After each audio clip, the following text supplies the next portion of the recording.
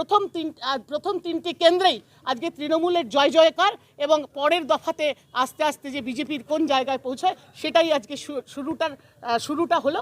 তারই জন্য আজকে আমরা এখানে সমবেত হয়েছি।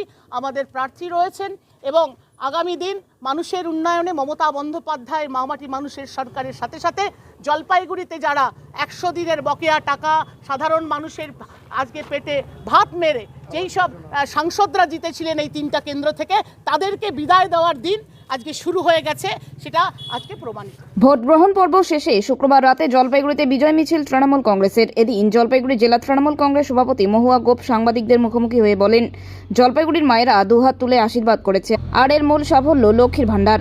এছাড়া আজ বিজেপি প্রার্থী যেভাবে দিনভর মিথ্যা অভিযোগ করে বেড়ালেন তা দেখে আমরা নিশ্চিত জলপাইগুড়ি লোকসভা আসন আমরা পুনরুদ্ধার করছি, বিপুল ভোটে আমরা এই আসন জিতব। একই সাথে তৃণমূলের বিজয় মিছিলকে কটাক্ষ করেছেন বিজেপি প্রার্থী ডক্টর জয়ন্ত কুমার রায়। তার দাবি, মানুষ বিজেপির পক্ষে রায় দিয়েছে, এবার কাউন্টিং এজেন্ট পাবে না তৃণমূল। কোনো প্রশ্ন থাকলে দাদা কি বলবেন? দাদা ভোট তো শেষ হলো, কি বলবেন এবার? না, কেননা অঙ্কে তো কোনো কিছু বলেছেন। আশাবাদী তো আগেও বলেছিলাম, এখনও বলছি।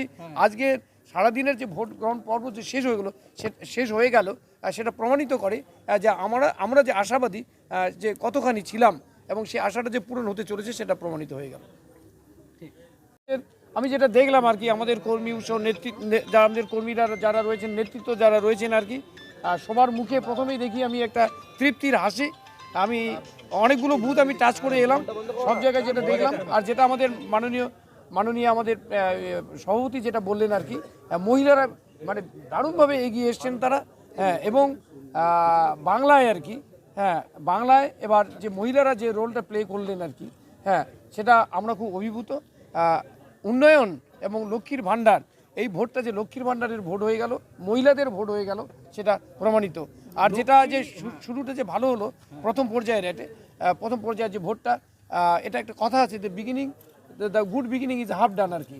তো আমাদের যে 6টা পর্যায়ের এটা বিগিনিংটা এত ভালো হয়ে গেল, আমাদের অর্ধেক কাজ কিন্তু হয়ে গেল আর কি, আর অর্ধেক কাজ বাকি থাকলো, সেটা শুধু সময়ের অপেক্ষা। কি মনে হচ্ছে দাদা?